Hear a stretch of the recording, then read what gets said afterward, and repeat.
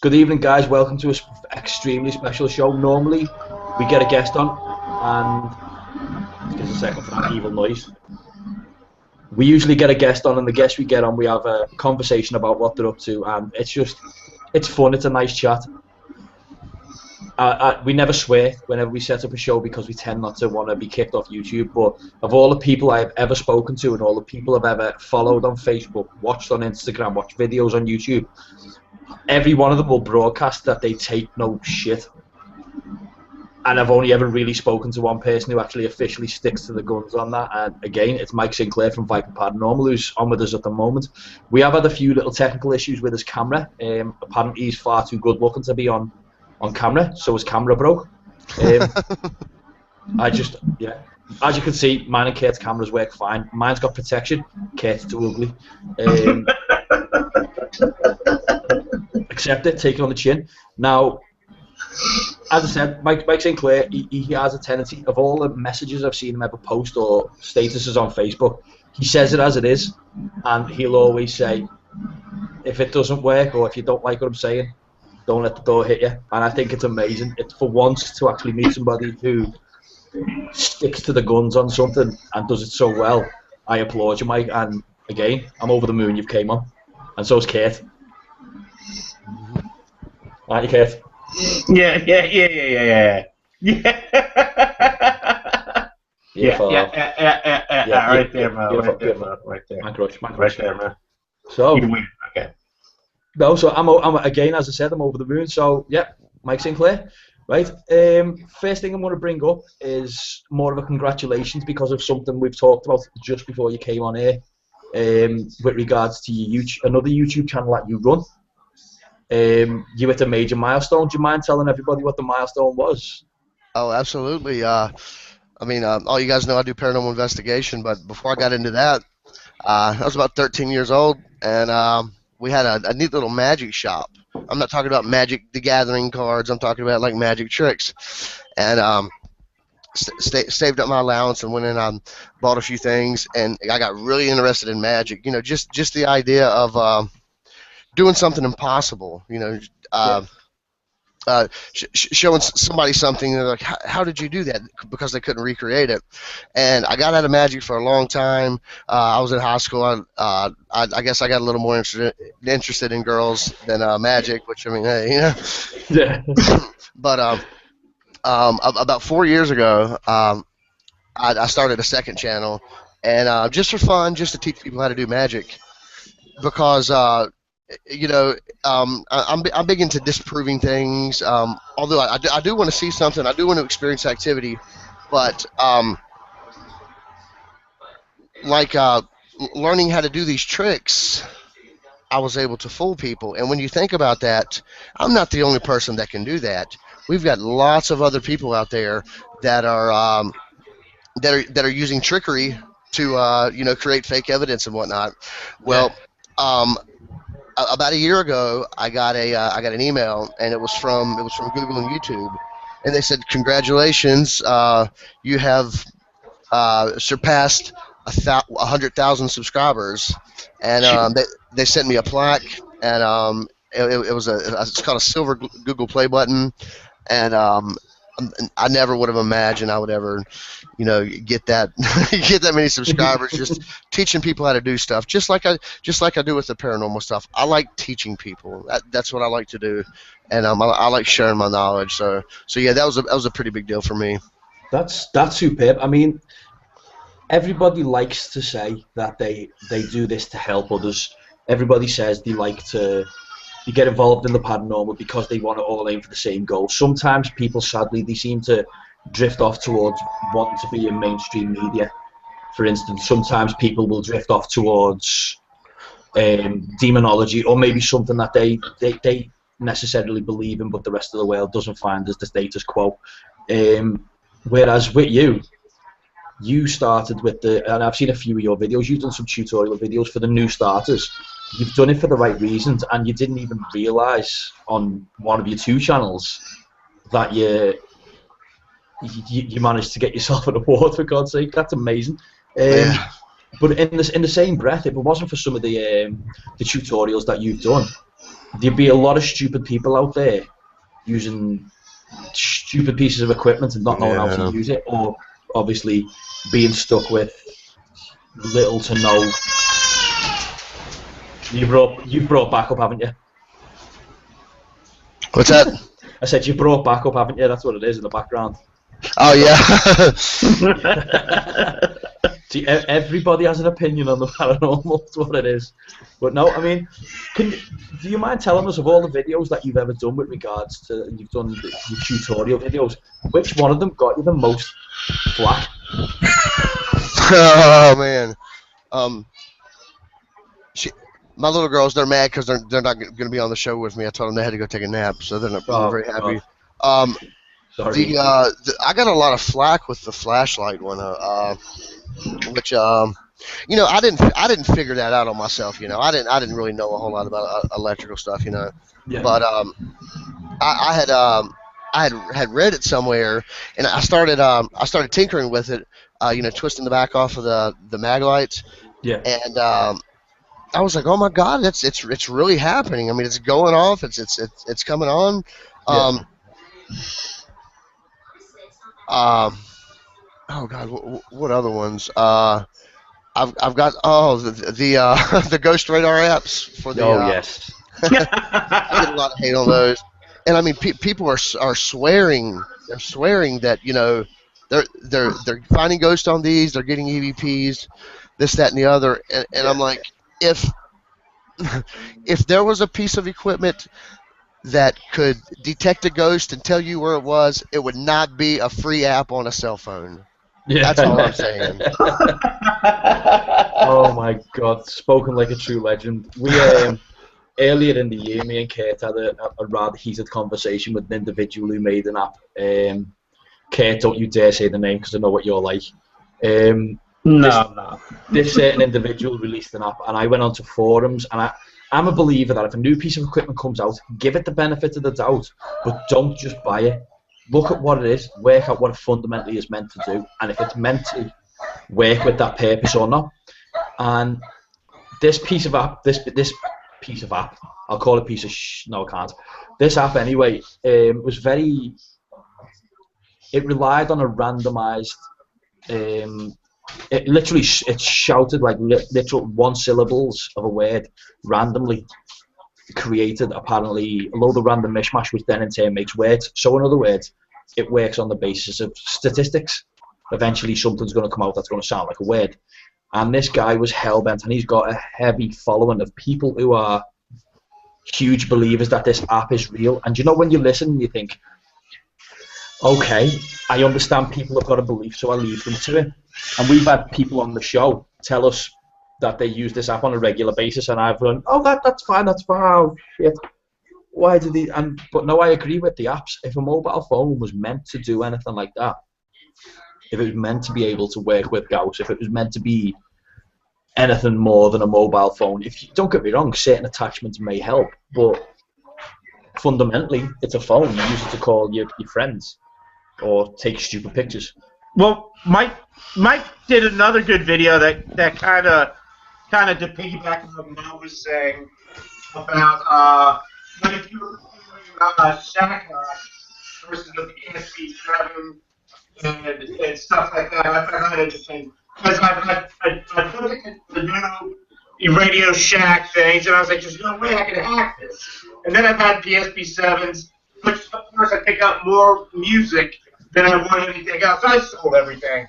I do that. I'll buy it. I'll see it. I'll buy it. I'll waste my money on it, and then I'll sell it and take a huge hit on it. But just to use it to look if it works, you did an epic job on that one too. Yeah, you've done it right. Again, I'll say you've done it right. But okay, now you said with regards to magic. You initially got into magic and you done it at quite a young age and you moved on from there. And before the show, we had a bit of a conversation with regards to magic and the paranormal. What do you think pulled you to the paranormal? Fundamentally. All right, repeat that one more time. I've got crazy babies and dogs too in the background. Don't worry. That's just called broadcasting. That's what happens. I get it all the time. Normally it's me. But yeah. So how did you manage to make not the jump, but how did you manage to correlate the paranormal and magic? What sort of edged you towards the investigation side? Well, even when I was younger, we used to have well, I know it still airs, Unsolved Mysteries. I'm sure you guys have seen that Yes. probably. Yeah. And I would watch the episodes, especially the ones that had the ghost on it, because I thought it was so cool. Why? Because it's impossible. There's no way this can happen. How can this happen? And as I started, as I got older, I started noticing some of the shows come on, and then one of them was, I think the first show that I ever saw was like the first season of Ghost Hunters. Yeah. And I was like, oh my God, I've got it. No. Let me take that back. Let me go back even further than that. In 1997, MTV released a series called v.i.p.e.r, MTV's v.i.p.e.r or something. Yeah. And they would have these people go into these locations, and the first one I remember seeing, they went into Moundsville and in West Virginia, and I was like, oh my God, that is so cool. I would love to do that, but there's no way you would get me in a building like that. I was scared because I didn't know anything. Yeah. It was really scary. And when I really started getting some equipment and started playing around with it, I guess I got kind of lucky because I had already watched a lot of videos on how to do things, and I hate to say this, but I did learn some stuff from Taps in the earlier shows when they were going into houses and debunking things, and I started noticing a lot of just blatantly fake stuff on YouTube, like. There was a guy. We're actually friends. He did it basically for the money, which, I mean, hey, to each his own. But I was watching his videos and I was like, I know how he's doing this. And then I got to thinking, you know what? It's just simple tricks like I used when I was doing magic. Just people's minds are so easy to fool. Even the smartest people in the world, they can be fooled by the most simplest thing, and a lot of people are taking advantage of that for monetary gain or popularity or whatever. And I probably didn't even answer the question you asked me, but No. Do you know what? No, it's you actually did. I was talking about the correlation between you with magic and with the paranormal. You did answer it. You answered it really well. But I do agree. Sometimes you see things and look, it doesn't matter what TV show it's on. You'll see something, and basically what they're going to do is right, Kurt, this is me biting my tongue, by the way. Yeah, okay. They'll show you the fundamental basics of what should happen when you go to an investigation. Not what should, but what maybe a best practice of what should happen at an investigation. You should have a camera. You should have an audio recorder. Maybe take a pad and paper. Maybe start with the basics and move on to where you decide your style goes, whatever you decide you want to take it to. But unfortunately, the way the shows go, I do agree with you. I managed to watch Jeff Belanger on a show. I think he had called 30 minutes or more, or 30 minutes or less, or something like that. And he was questioning he questioned Bill Chappell on he questioned Bill Chappell on the use of the obulus. All right, I gotta go. It was good. Nice meeting you guys. No, Why? No, I'm just kidding. No, I'm glad you brought that up. I want to hear what you have to say. Oh my God! Why? I was like, oh boy, here we go. Do you own an ovulus? Do you? No, I don't own one. But one of our team members, she started a team in West Virginia, and she made it was basically a v.i.p.e.r family team. Oh, cool. Okay. Which was really cool. She was new to it, but she learned really well, and she had her head on straight, and I knew she was going to be a good investigator. Yeah. So starting off, she really didn't know what to buy, and she got one of the it was the obelisk. I think they were like $100, $200 at the time, maybe. Yeah. Very expensive, but so I have used one, but I'll let you continue, and then I'll chime in. I'll jump in on that one so Mo doesn't have to bite his tongue on that. No. Let me finish it. I've started the trouble. Okay, you started it. Finish it now. What happened was he asked Jeff Belanger asked Bill Chappell to explain how it works. Yeah. And Bill Chappell's answer was, it works on the basis that it's got a phonetic dictionary built into it of 2,000 words. Okay, on that phonetic dictionary, it uses, it's got a milligauss EMF reader built into it, and what it does is it looks at what the milligauss is. So if the milligauss is 3.4, it looks for the 34th word. If it's 2.1, it looks at the 21st word in the dictionary. And that was the way it was designed. And I kind of cringed when I heard it, because I thought, you are fundamentally talking to somebody from the 1800s who would be petrified if they seen a mobile phone because it looks like a glowing bomb or something like that. Yet they can manipulate the magnetic field around the novulus to get it to pick a word out of a dictionary that they've got no access to. And I kind of cringed. Don't get me wrong, as I said, each to their own. If it works for you, then that's superb. But personally, on a personal note, I was kind of worried when I seen that. And then all of a sudden, the dynamics of the technology changed. It moved towards thermal, which we were talking about a little bit earlier. Where thermal's concerned, I've got a big belief that thermal's really good. Not everybody has. I mean, I've had a lot of conversations with people saying, what's thermal? Go on, Kit. Well, I was going to ask you, though, Mo. I was going to ask you. But when let's say you do buy a $4,000 thermal camera. Yeah. And that's still cheap. That's still on the low end. Yeah. Of it all. How you got to be able to understand how to use it, proper coloring, and a lot of times even these shows, they don't do it right. Did anybody ever get a chance to watch an episode of Ghost Adventures, a very, very early episode where they went to the Edinburgh Vault in Britain? Did you ever get to see that? No, this is the one where they went and they were speaking to a guy called Mr. Boots, right? I only know this because this episode is like the National Lampoon's vacation, basically. It was hilarious. He had all the tri-field meter, and he started panicking because apparently something changes or something happens, and he's doing nothing more than going, it's a 3.2, it's at a 3.2. Oh, it's gone to a 4. It's gone to a 4. I'm thinking, do you know what a 3.2 is? Have you got any idea what it is? You're underground. You've probably got underground mains cables running everywhere above your head because you are literally 2 meters underneath the street. And I don't even think they knew what it was, what they were talking about. But that's a gripe I've got, unfortunately. I'll move away from the gripe and I will move back on towards YouTube if that's okay. Yes, safely, of course. What made you decide when you started doing the videos and you started doing the tutorials, what made you decide to start looking towards doing the tutorials? What brought you there? Well, when I started out, I didn't know anything. The only thing I knew is what I saw on the first season of Ghost Hunters and that special that Ghost Adventures did. That's what I knew. That's all I knew. I had a cheap little RCA voice recorder, which the sound quality was horrible. I mean, yeah. And I had a ghost meter, which is like it's clear. It's got the little red light on the top. It's like an analog dial on it, and I think it goes up to like 10 milligauss or whatever. Yeah. I know a lot of people. Okay, that noise is on your side. There is no noise on my side. Weirdness. I'll work that out. Sorry, Mike. Can you continue? Sorry. All right. Milligauss. Yeah.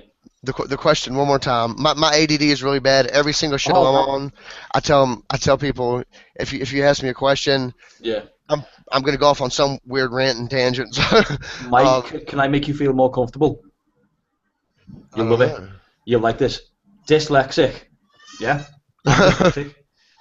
And he's bipolar. Yeah, bipolar, dude. So there you go. Sweet. We are like a sensory educational paranormal show where we all have some form of disorder.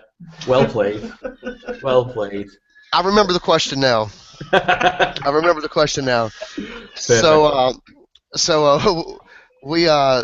tried to get a team together, but I didn't know anybody, and I jumped online and was looking around and finally found this one guy in my area that wanted a tech guy on his team. Now I've got a background in video and audio, so I was really suited with that.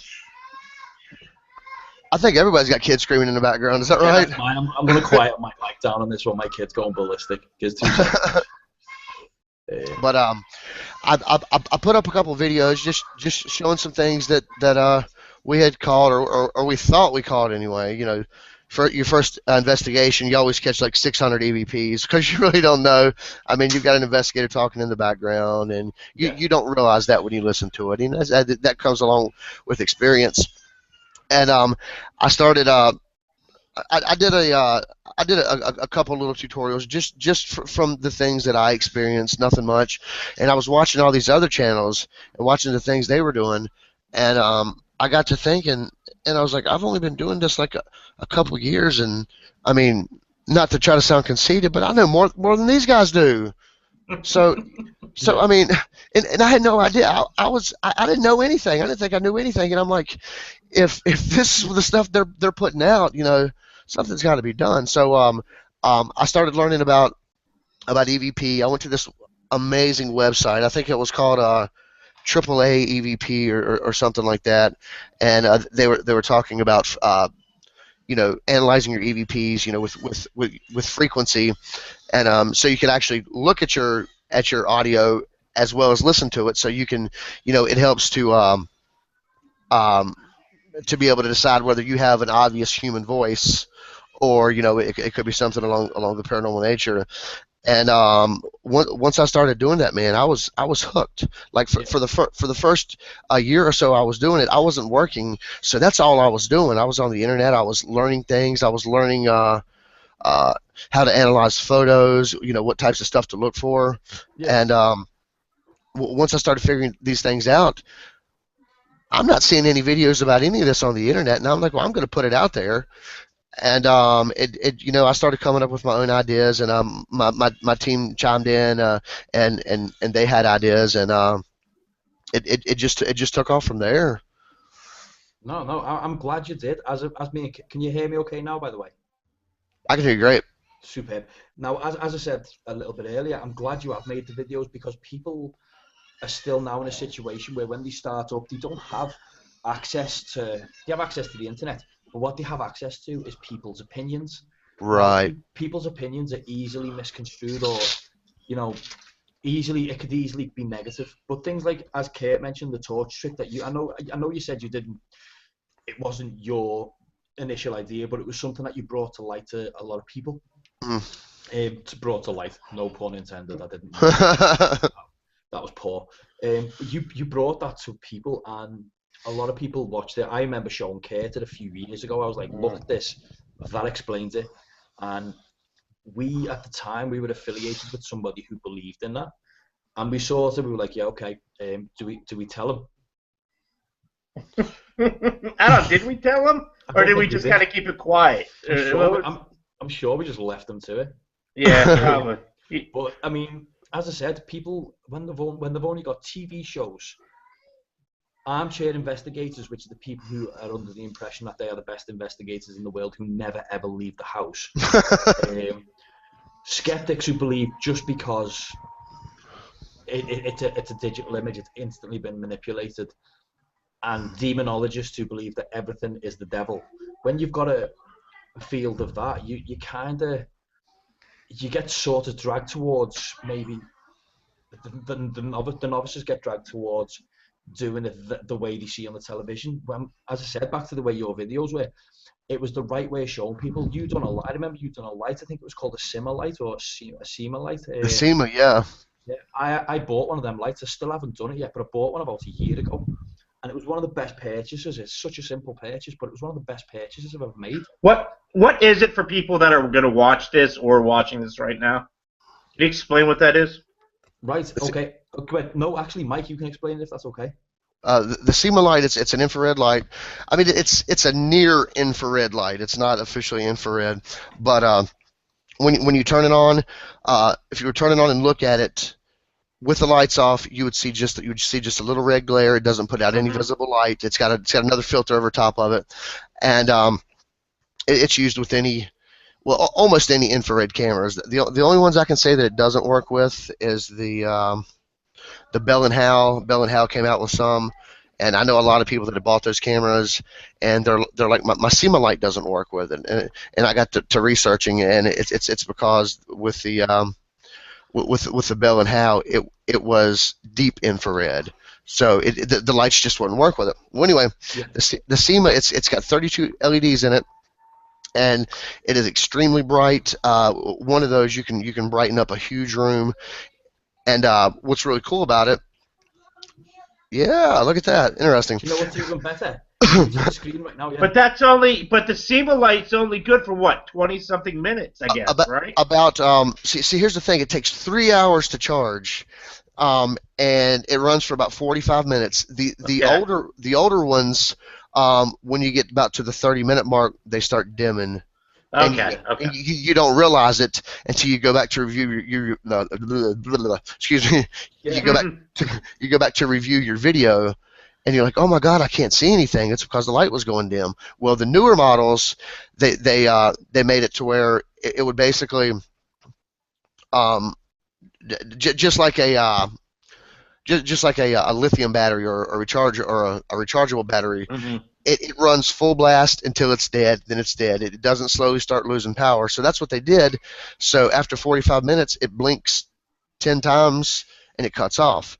Now, that's awesome if you're doing 45-minute investigations. But usually when we go out, it's at least several hours. And if that's all you've got, the one light, you're going to be stuck with the light that you've got on your camera. So we bought a couple more of them. And I saw this video on YouTube. I can't remember what it was called, but it was a guy modifying a SEMA light, only it had 9 LEDs on it, so it was much smaller, and it had I forget what kind of battery it had in it, but he would take the back off of it and just be able to replace the battery. So rather than charging it for 3 hours for 45 minutes of runtime, that's what he did. And I was like, well, why can't I do this with the SEMA or with the 36 LED SEMA? So I took a chance of screwing it up, and I took the back off of it, and there were all these wires in there, and it had a 3.7 volt battery in there, and I'm like, how can I get 3.7 volts? Yeah. And because I didn't know a whole lot about electronic stuff like that, and I was like, wait a minute. Rechargeable batteries put out a constant 3.2 volts. So 3 of those, that's 3.6. I'm almost there. 1.2, you mean? Oh, what did I say? You said 3.2. Don't worry, I do it all the time. Sorry. Yeah, you're right. Sorry, man. Sorry. I'm just shaking my head right now, dude. Okay, you can't see me sticking a finger up to you on the camera. It's okay. I'm just shaking my head. I'm awestruck that you just did that. 1.2 volts times 3 is 3.6. There we go. And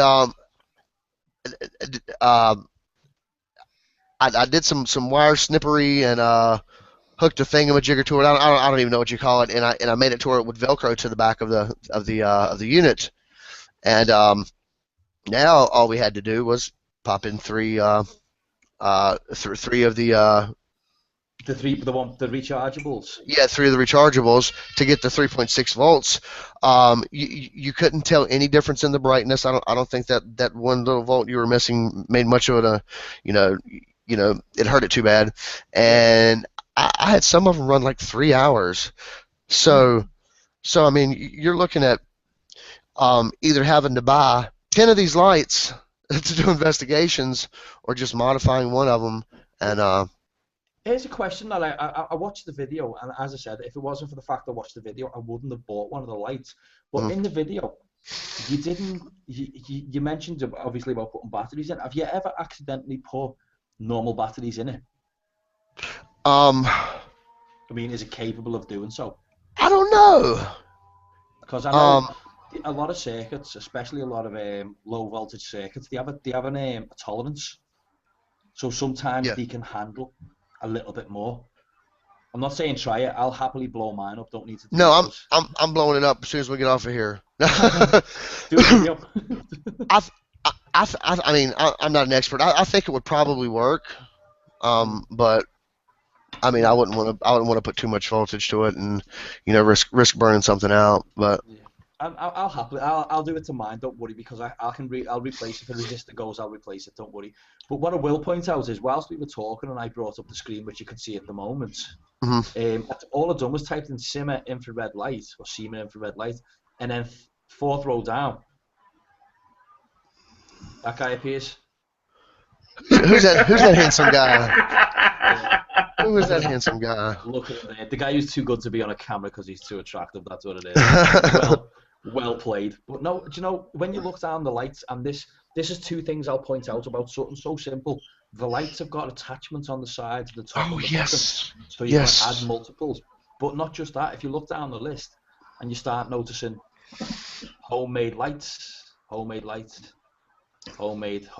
you think, yeah, okay, I built a load of them, right? And they were about as useful as a chocolate fire guard. As a matter of fact, if you take a little look at this one here, which can you see where my mouse is hovering over? That I would struggle to walk into an investigation trying to look reputable with that. I'm sorry, I've got to say it. Oh, there's another guy who looks like you as well. Yeah. Now, do you want to know something else? It's a little bit of a hint. If you look at the bottom, just underneath the name there of what this party here, guide at Alibaba.com, I've got a funny feeling Alibaba.com's like it's an online web seller. It looks like they're using one of your videos as a bleeding guide. Yeah, you did tell me about Alibaba earlier. Oh yeah, that's congratulations, you're famous. Congratulations, you're an ad for Alibaba now. Hey, famous. But nevertheless, yeah, I mean, it's something so simple, as you say. When you've done the change, it was something in my eyes. I mean, I'm glad you've done it. I really am, with all the videos, because I started off once. You started off, as you said, and Kurt, he started off in like the 30s. Now, yeah, thanks, man. I appreciate it. Kurt's camera. I gotta smile and laugh because Mo does make me laugh at times. Makes me feel older as hell. I mean, I was. Me and Houdini were red flash out to one of those big puff. I couldn't tell you because me and Houdini were breaking up seances at the time, dude. That's all I gotta say, man. Well played. But no, as I said, with regard to that, I'll happily blow mine up and I'll test it for you. But I'm happy with it. But do you know, when you look at some of the, you also done a tutorial or a few videos, sorry, which are called "How to Be a Ghost Hunter." Now, do you remember much about when you done that? Do you remember? How was that received on your channel? I don't remember. It's been so long ago. Yeah, I didn't. I guess when I did the channel, originally I didn't think it would be a guide for people, to do investigations with. I mean, I didn't think people would take me that seriously, and I started getting all these emails, and I just couldn't believe it that people were thanking me for this, thanking me for that, and I was like, well, I want you guys to be able to do it right and to learn the right way, and not go out and have to blow your money on a bunch of crap. Of course. And there were a couple other channels on there that were that would teach some things. Some of them I would agree with. Most of them I wouldn't. I mean, not saying that's not the right way to do it, but I wouldn't do it like that because it, I do stuff different than people do. Yeah, at least you're polite about it the way you say it. I mean, maybe some people do it differently. I mean, I struggle with that. Sometimes I just say, oh, I don't like it. I turn into a grumpy child about it. But no, I see what you mean. On YouTube, a lot of people do stuff their own way. It's not necessarily the right way, it's not necessarily the wrong way. But I mean, it's a applaud to yourself to say that people are thanking you for something you've done. Yeah. Not everybody can say that. I can tell you now, we've got 2,500 followers on our channel at the moment, and one of our videos, which is based on the Enfield poltergeist, my phone will alert me. Well, put it this way: since we've been on air, let me just double check something. I've had 3 notifications with regards to people arguing about the video beyond me, and I literally just leave it to happen. It's like what are they arguing about? by the way. One of them is it's an old argument that somebody had because they posted. Now, Mike, do you know much about the Enfield poltergeist? Uh, Can I make it remarkably easy for you? Please. 1970s. Okay, right. This was in the 1970s, and some absolute college genius / professor / knuckle dragon ape said, if this really happened, why didn't anybody film this on their mobile phone? And then wrote noobs at the end. And you know when you listen to somebody, and it reminds me of a tweet which happened, the best tweet of 2014, when some girl said, "Oh, 2012. Oh my God, the Titanic actually happened. # mind blown. Thought it was a film." And that the second I heard that comment on the channel, I was like, "Oh my dear God, he actually said he's gonna. Why didn't anybody take photographs on the camera phone?" And that's been an argument which has been ongoing since. Now I don't know if it was a troll, which everyone seems to get, or whether it was just somebody being an absolute lunatic. But I kind of love that's what I mean. Sometimes you get the negatives, and sometimes you'll get, obviously, like you do, you actually get the positives. I'm yet to see one yet on our channel, but no, I'm impressed that people... Okay, we have a question for Mike in the chat room, and it's for Afterlife Goes On Investigations, and it says, are there people out there that have a knack for attracting ghosts via EVPs that are not fakes? Interesting question, but I was like, wow, let me think about that one too.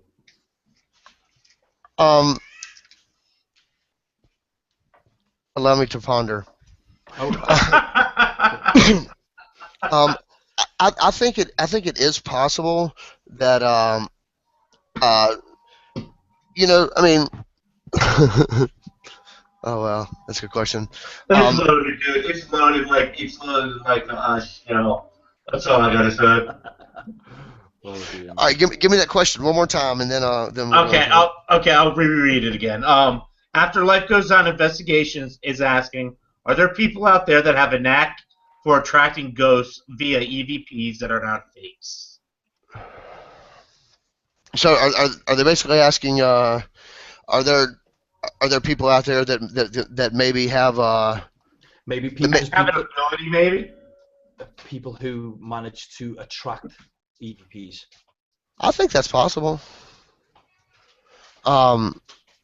Now keep in mind, in my 8 years of doing this, we've got some Class Bs, a handful of Class Bs, and 2 Class As, and that's it. That's not a lot. You'd almost have to be wired like a cell phone tower. I mean, in order, I think, to be honest with you, to be like attracted to that. I mean, unless you put yourself in the right situation. But as you said, in 8 years, you're talking only a few Bs and a Class A. What, a couple times, Mike? Yeah, 2 times. Yeah, 2 Class A. And we've heard that from other investigators too. We've talked to that. They say that 90% of the time, 95, 96% of the time, everything that they've investigated, they've been able to explain away. You know, people are too quick to say, "Oh, I have the ability. I have the ability." You don't have the ability. I mean, unless you could prove it to me. You know, but that is a good question. I'm sorry, Mike? I said that's right. Prove it to me. Here's something interesting now. When we started our team, we adopted a Bichon, which is a dog, if you've never heard of Bichon, and we started taking him on investigations.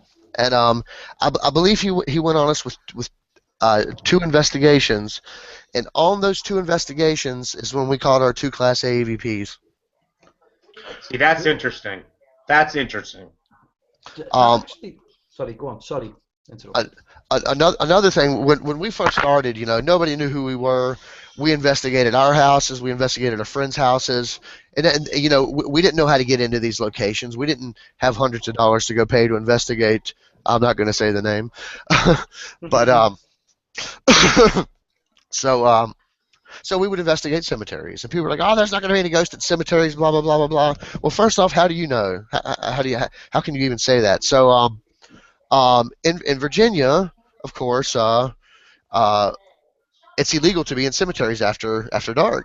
And at the time, we really didn't know that. So finally, we were started getting permission.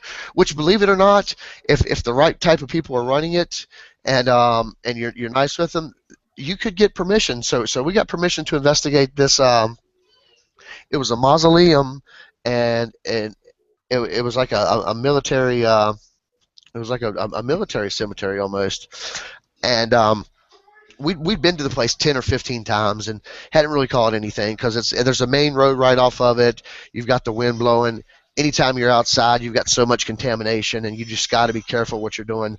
So my wife was walking our dog, Steve-O, and he takes her off to a weird spot in the cemetery. We didn't even know it was there, and it was a pet cemetery.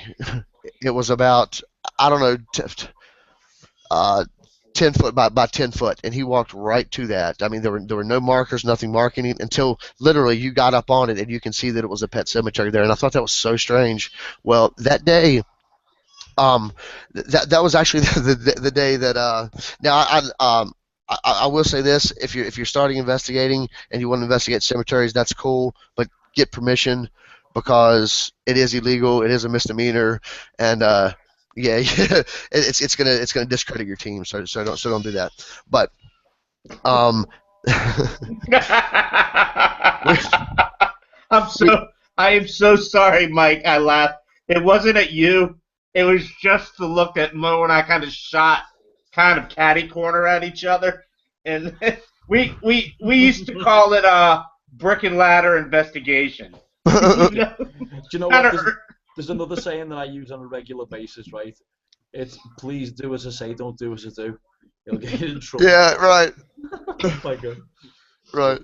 So it was so funny that this was probably the fourth or fifth time we had been there, and at this point we didn't have permission because we were just starting, we didn't know, and my wife, our dog Steve-O, and another female investigator were up at the top where the mausoleum was, and myself and another male investigator, we were somewhere else, trying our best to get something to happen, which nothing happened.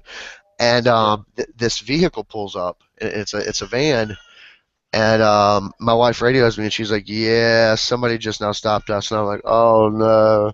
And it was the caretaker, and he asked what we were doing, and she said, we were investigating." And he said, "Who are you investigating?" She said, "Well, we're investigating ghosts." And he laughed. He got a good kick out of it, and he was like, "I'll tell you what. You guys come here anytime you want to. Just come up here, knock on my door, let me know you're here, and have your way at it." So he was really cool about it. So that night, they were down.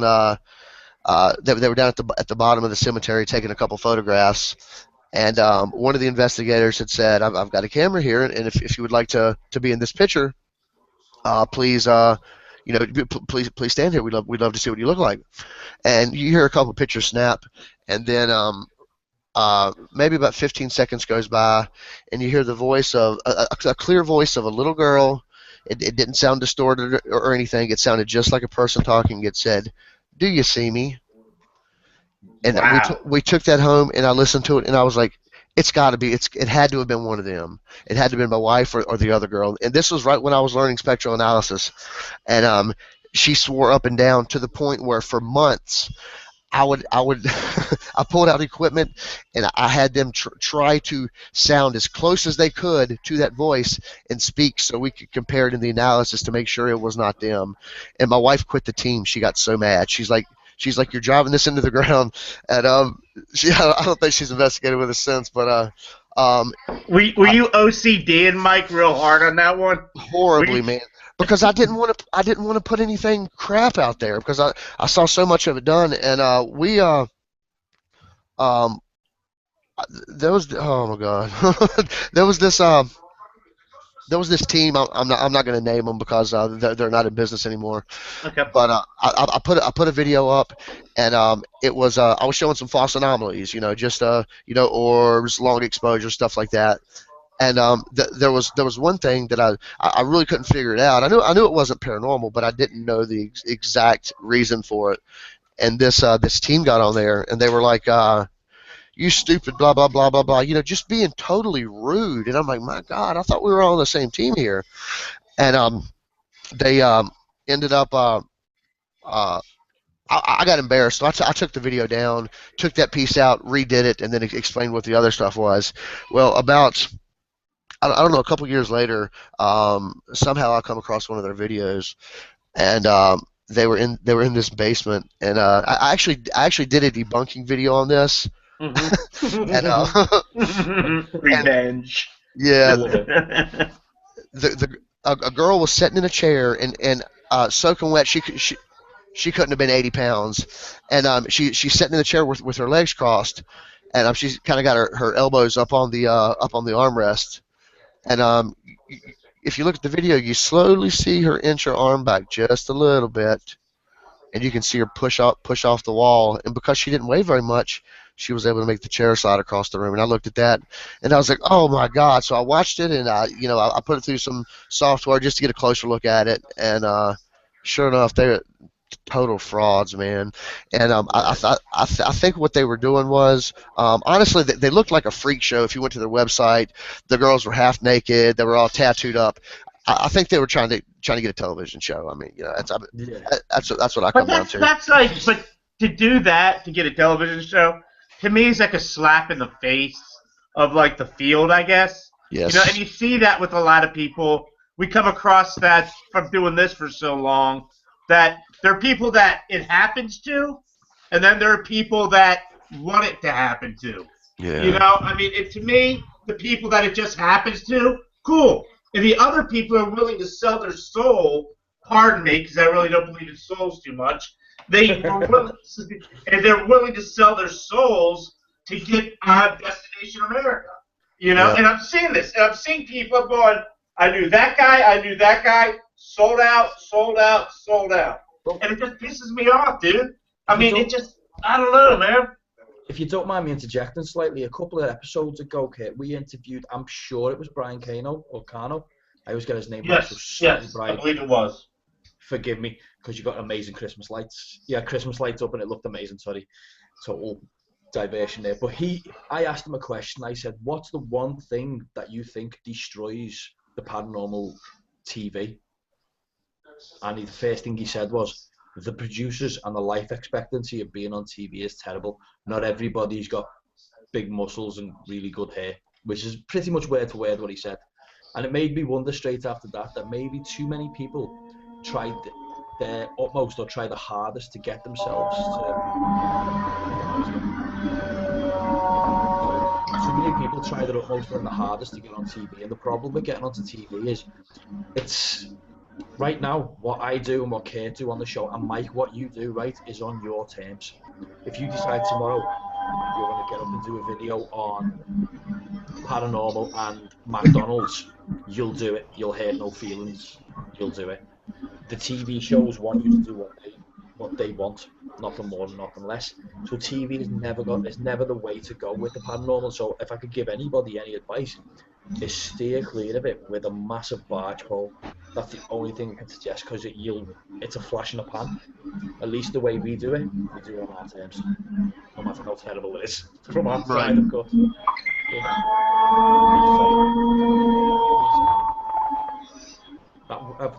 Is anybody else getting our feedback, by the way? Yeah, I'm getting it. I need to work out what that is, but... It's Mo's fault. It's Mo's fault. I've been blamed for it.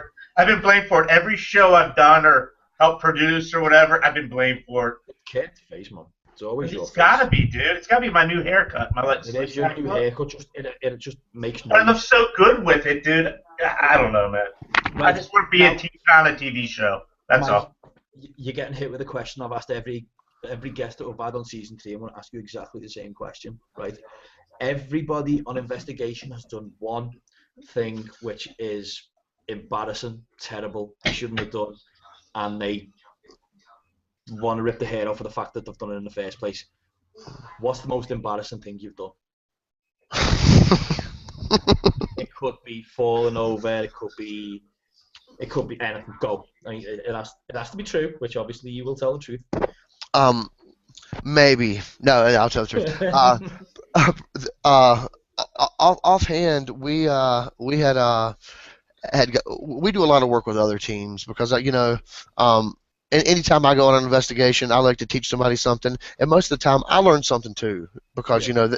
and that's the way it is. So it was an old house. I can't remember where it was at, but we didn't have a whole lot of equipment at the time. We had a few cameras, and I decided to set up a camera in the basement, and we were just getting started, and we were taking so long to set up, and we got to get this thing going. We got to get this thing going. And I set the camera up, and I stood in front of the camera. This is camera such and such here in the basement. I had a 1 hour mini DV tape in there, and Yeah. I was ready to get going. So I took off running up the staircase to get up to where everybody else was, and I hit that last step, and I went right through it. It's I've got a video on YouTube. You can kind of see where the stair snaps. It snaps right in half. Yeah. Everybody's like, "Oh my God, are you all right?" But excuse me. Priceless. And I'm sure I've probably done some more dum dums, but that's really the first one that comes to mind was when and that was being careless. And a lot of people don't realize it, but when they're going into old houses that they've never been in, these houses can be falling apart, and a lot of people breaking into locations to investigate, and I mean, we didn't break into that investigation. We had permission from the owners to be there, but people are just so careless, and those are the dangers of paranormal, in my opinion. It's being careless, and not using a flashlight, obviously not to detect ghosts, but not using a flashlight to see your way around. If you can't see, you're gonna hit stuff. You're gonna bump into investigators. You're gonna knock somebody's prize vase over on the floor. And you definitely don't want to have to pay for their stuff. Yeah. No, I totally agree. Now, I used to think that an embarrassing thing for me was when you're on investigation and you bang your head on something. And I've lost count how many times I've banged my head on a pipe, for instance, just walking past a pipe or a door. And I don't even class it as embarrassing no more. I just class it as occupational hazard. Yeah. But what I will say is somebody in the chat room, which is Afterlife Goes on Investigations, put police busted me twice. Well played, guys. Well done. Yeah. Well, I'm giving this person well done. You got me beat. That's impressive. I mean, I've never been arrested for the paranormal. I have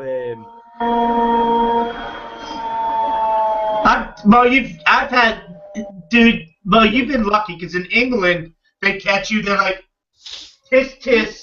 You want a biscuit? You want a cup of tea? No. Dude, I had to show my ID to the park ranger at a battlefield, and I was just like shaking my head because we were trespassing. They said because we went past this one area. But when we told them, we're like, dude, we got lost on the trail. We were really trying to find a way to kayak in and do an investigation at night. But aside from that, dude, I think you have it good in England. We do. We do have it good in England because it's easy for us to go to an investigation. Now, one thing that Mike was saying a little bit earlier is it's a misdemeanor for you guys in America to go into a cemetery after dark. It depends. For me, it depends. I've lost count of how many times I've been in the cemetery after dark. They don't even have gates on the cemeteries, they do in some of the bigger ones, but some of the older cemeteries, they're just wide open. You can just walk into them. That's just as long as it's posted in Maryland. It's more of a state law, probably. I think, Mike, because in Maryland, if it's posted, you don't do it. Yeah. And if it's not posted, I'm going in. There you go. Yeah, it is a law in Virginia, and you're right.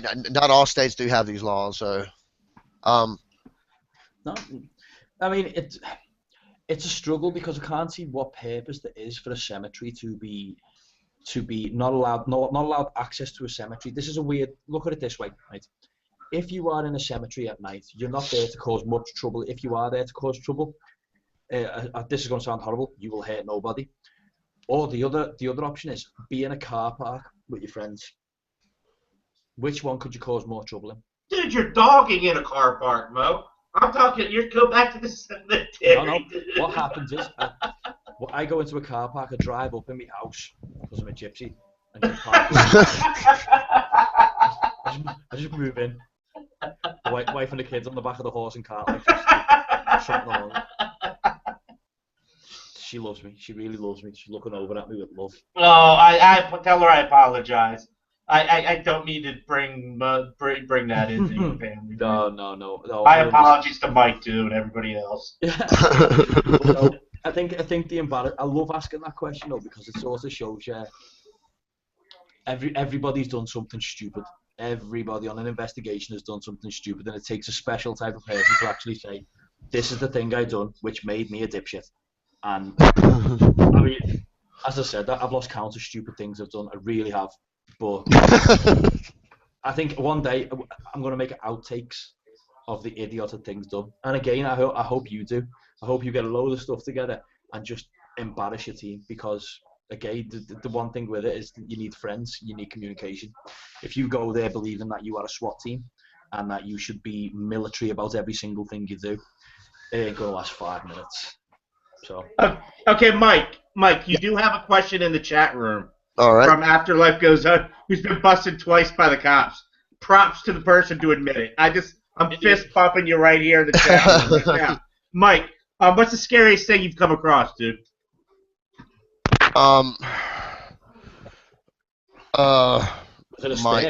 Mice. Mice. That's fair. No, one time probably I always thought that if I was on an investigation and I saw something, an apparition, yeah, I don't know what I would do. I mean, because I had, up until just a couple of years ago, I'd never seen one, and I thought I'd probably freak out. That's probably what I would do. But we were investigating a place called St. Albans, and that's in Radford, Virginia. And it was an old asylum, and then it was a boys' home after that. But they were doing the haunted house there, and our team came down, just to kind of get our name out there and whatnot, answer people's questions as they were coming out. Well, back, I don't know, a few years ago, Ghost Adventures did this this competition, and all these teams would go in, and then whoever proved to be the best investigators, they would win. I can't remember what it was called. Paranormal Challenge. It was called. Paranormal Challenge. That's what it was. And v.i.p.e.r was the one that had won at that time. Yeah. And they were out there, and those guys were really cool. And there was another team who we're good friends with called 3:33 a.m. Paranormal. Yeah. And so they were going to be investigating that night, and all my guys were like, should we bring some gear? And I was like, no, we probably won't investigate or anything. So, which was stupid on my that was probably the stupidest thing I've ever done, is not taking equipment with me. But they invited us to come and investigate with them, and I was like, sweet, because I had never been in there. And there was this one area that was kind of off limits, but you could get there. I mean, so we went down into what was called the women's isolation, and it was like I don't know, about 8 rooms, with they all had doors on them, just a little teeny window that you could peep through, and then in another room there was a tub, like I don't know, I'm guessing for bathing or maybe some aquatherapy or something like that. But I walked down there with one of the girls from 333, and earlier, because she investigated the night before, she was telling me that she had that everything feels different tonight than it did the night before, and. Yeah. I've never really been one to go on feelings a lot, because I try to be as scientific as possible. But we get down in this room, and we couldn't have been down there a minute, and I started getting this pain in my chest. I mean, it wasn't like somebody was squeezing me, but it just felt like my chest was getting heavy. It was like it was hard to breathe. And I'm sitting here thinking, well, this place is probably full of asbestos and mold and this, that, and the other. And this went on for about 20 minutes, and it scared me a little bit, because I had never experienced anything like that. Well, a little bit more time goes by, and the pressure starts going up to my neck, like around my throat. Again, not like something's grabbing me, but just a pressure, like something's like I'm just having a hard time breathing. And they were like, "We need to get you out of here." And I was like, "No," I was like, "This is what I'm here for. This is it. This is why I'm here. This is why I do this." Yeah. And so I walked into this room where the tub was, and as soon as I stepped over the threshold, all of my energy was drained. I almost fell down. My knees went weak, and I was instantly able to stand back up, and it was all gone after that. But for the next, I don't know, 45 minutes after we left, I still had that pressure in my chest and the pressure around my neck, and it was just so strange. Um, um, Earlier, I was talking to the girl, and I was like, you said it feels a little bit different last night than it did tonight. I said, how are you feeling now? And she looked at me. She says, I have an extreme pressure on my chest. And I was like, what? Because I mean, that kind of validated what was happening for me. And we go outside. It probably took 45 minutes to an hour for it to all clear up. I grab a couple of my guys. I'm like, we got to go back down there. I got to find out what it was. My explanation was, it's got to be asbestos down there, mold down there, something I'm having some kind of reaction to. Since that, I've probably been in that area 10 or 15 times, and it never happened again. And I mean, it scared me. I mean, it really did, because I mean, something was happening and I didn't understand it. And Sorry, go on. Sorry, keep going. that was the end of it. I want to say, it takes now. You get with the paranormals, people will honestly say to you, they'll go, right, I'll never be scared of anything, and nothing will scare me. I can do it. If something happened, I wouldn't be scared. I'm not going to lie to you. If I ever came in contact with an individual who said to me it wouldn't scare me, I'd be incredibly surprised. Because people actually would be that person, not people who say it, because people say it all the time. The way I look at it is, if you're sitting there and you do not know what is in front of you causing you any affliction in the first place, wouldn't you be worried because you're not sure of the outcome of the situation? Of course you'd be worried. I've hightailed down a set of stairs. I have literally called the cops, ran down the stairs, because in front of us at an investigation, I heard a shuffle and then stamping of feet. Now, I'm not going to say it was paranormal. I can't, because I can't verify. I had the camera on at the time, and because of the noise of us, as you do between point A and point B when you're going somewhere, you're talking away. So we're talking on the footage, and the next minute I stop and go, what was that? And there was me. There was me and two other guys. I was the smallest of the two. The other two were bigger than me, and we all decided time to run. And we all just got down those stairs and got out. It was the simplest answer we could come up with. Didn't know what it was, didn't know what was coming. If I was aware of something that was there, I could have dealt with it, but no, I didn't know what it would be. So I'm not stopping to decide to high five when I think something's running at me, or someone's running at me. So I was like, time to go. Now, what I will point out is, Kate, do you remember Ambrosia and Mama Kathy? I'm sorry? Do you remember Ambrosia and Mama Kathy from when we were on Blog Talk? Yeah. Yes. Well, anyway, she's popped in. She just wanted to say that to let us all finally know that she's popped in, and she said hi, and she said Mama Cathy from Ohio. Oh, yeah.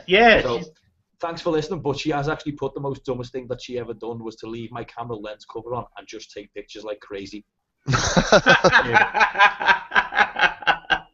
awesome, though. Hey, yeah, I was going to say that's awesome. Anyone who's willing to call in or just type in or check out the show and admit to that, awesome, way cool. Look, you know, I've done stupid things, and I'm not saying, Ambrosia, I'm not saying that what you've done there is stupid. I'm saying that we've all probably done it, and only half of us would ever admit it. That's made me giggle. Now, Afterlife Goes On again has put something in the chat room saying, "Wow, guys, hard to prove the paranormal real, even with evidence. It's the other things in the dark that I'm afraid of." And People? Cheers. Lego. I'm scared of Lego in the dark. Lego's the worst thing. And Mike, you're a father.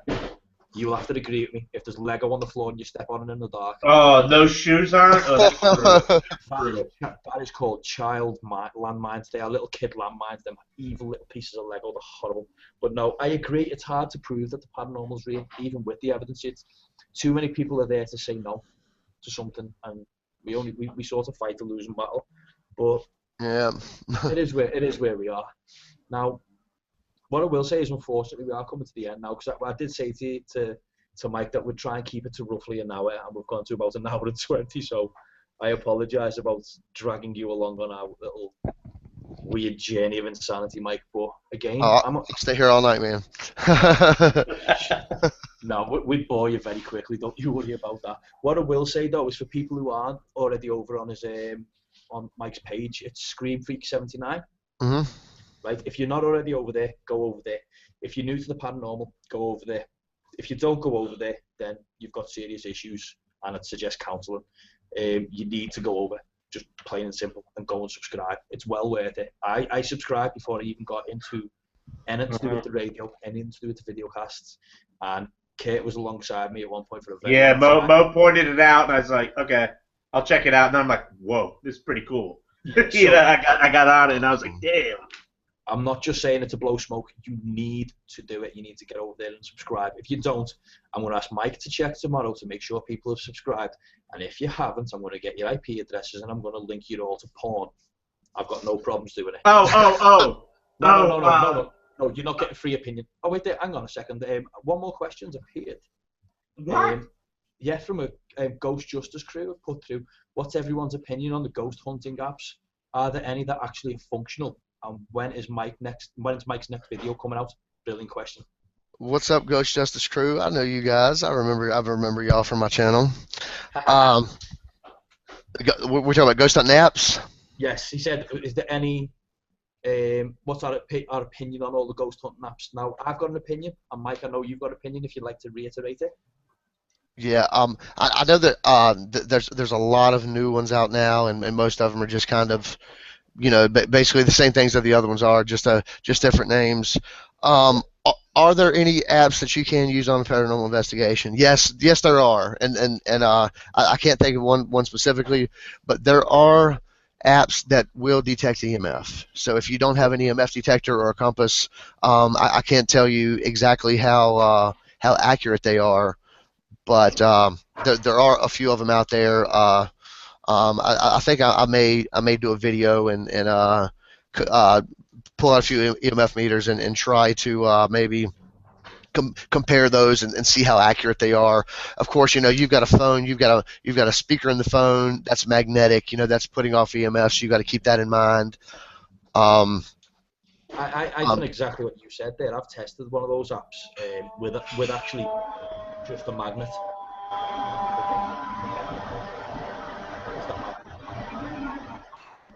What are you mumbling, Mo?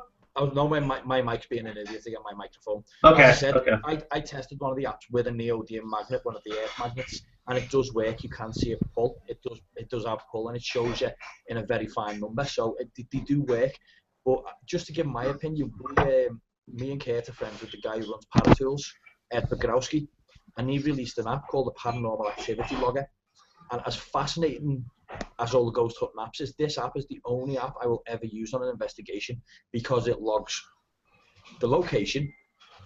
You can tell it when something happens and where it happens. It is literally a logger that at the end of it creates a PDF file, and you email it to yourself or you email it to your team. And it's literally a report at the end which says this all happened at this time with this person. Here's the correlated report. And again, of all the apps I've ever seen, that is one of the only rare apps that I'd say everybody needs to go for. The Paranormal Activity Logger was fascinating. There was a second question on here, which was, and when's Mike's next video coming out?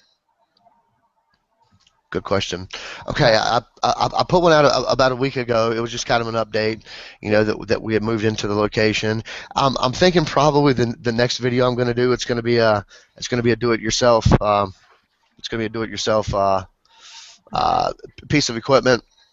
We've actually used this on investigations. I'll go ahead and tell you guys what it is. there are a lot of people like to use EM pumps. Personally, I mean, we've tried them. I mean, and I guess we haven't experimented with them enough, so we really don't know. And a lot of people use white noise, which I've got some theories on white noise. Um, but if you take a household fan, just like a little desk fan, and you turn that fan on, and it will put out some serious EMF, and you won't need an EMF pump if you've got a fan. And if people are sensitive to it, I sleep with a fan on me all the time, so my brain's probably fried from EMF.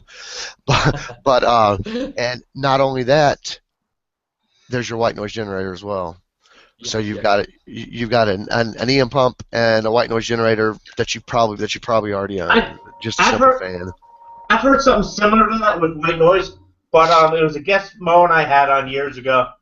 She was talking about negative ionizers. Like, you buy a small negative ionizer, put it in a room for about 25 minutes, maybe half hour, bring it out, and then put it in if you want to do any EVPs or anything like that. Whether that works or not, I don't know. But that was a theory that was brought. I was like, I don't know. What's your take on that, both you guys? I've never really used one. I also know that oh god, what are they called? It's not a air purifier. I think dehumidifiers. Yeah, they basically do the same thing. So we've actually got two here. There were two in our apartment when we moved in. So that may be some experimentation we've got going on with. But I really don't have any experience with that. And you know, if I don't know it, I'm going to tell you guys I don't know it. So. No, well played. At least you're honest. I agree with you there. You're honest, and I like it. Now, okay, can you reiterate the question to me? Sorry. Remember we had on somebody a while back, and she was talking about negative ionizers. And she was like, put in a negative ionizer in a room, like a small one. You know, let it do its thing for about 20 minutes.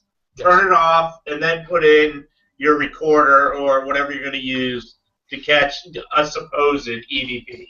I mean, how believable is that? Or is that's theory in my eyes? It's only theory. Right. But realistically, I think that one of them, I don't know if it's positive or negative ions, is actually really bad for you. One of them I think negative is. I think negative, for some reason. It's really risky for you, so I'm thinking which one it is you need to be very careful of. I'm just not sure. I'm not going to lie to you. I'm not sure which one it is. We're not going to go out and buy one. What I am going to say to you is you might die, you might not. You're going to die. Yeah, Mike said it. Mike's right. So just have a friend with you and keep your recorder running the whole time, and maybe they'll catch something. Failing that, we'll come and investigate you. And on that absolute bombshell, right, we're going to call it a day for the show, guys, if that's okay. As I said before, and I'll say it again, if you're not over subscribing to his channel tonight or tomorrow, there's a serious issue. You need to go over and do it. And again, once your videos are rolling again, I'm going to be all over them like a rash. Not being critical, just because I like what you do. I think it works, and I think the paranormal field doesn't need more of it. It just needs you doing it. So I'm happy with that. But damn, man, I appreciate that, man. It means a lot. It really does. Right. Well, you are welcome back anytime you want to come back and just gripe about somebody or pick on an app or pick on us. I don't mind. You're welcome to. And for everybody else who's came in the chat room, and all the people on Facebook who are asking the questions as well, thanks very much, guys, and thanks for showing up. And on that absolute bum note of a show that I've caused there by picking on the obvious and picking on everybody else and banging my head on pipes. Thank you very much, guys, for coming on. And Mike, thanks again for coming on. Yeah, thanks a lot, Mike, man. Totally appreciate it, dude. Hey, I'd love to come back anytime you guys want, and next time I will have a working webcam. What do you reckon, when the working webcam comes on, right, his hair's done really well. He's got a chiseled jawline. He looks like Channing Tatum. What do you reckon? Mo. I wish my wife was listening to this right now. No, if your wife was listening to this right now, you'd come off air and she'd be like, right, come on. That's but nevertheless, Mike, again, thank you very much, and we'll catch you. You are welcome back anytime, and we'll catch you again soon. Awesome. Yeah, thanks a lot, Mike, man. Thank you, guys. We appreciate it. See you later, guys. Bye-bye. I'll see you.